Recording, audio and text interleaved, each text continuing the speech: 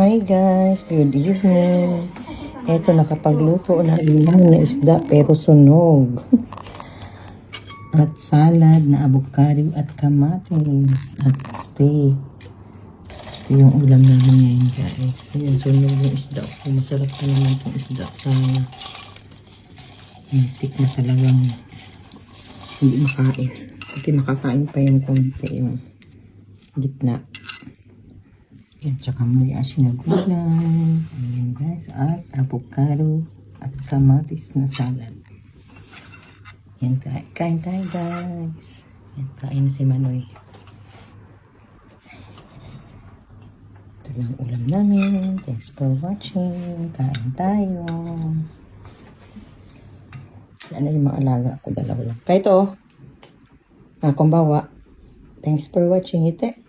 Thanks for watching guys. Arigato.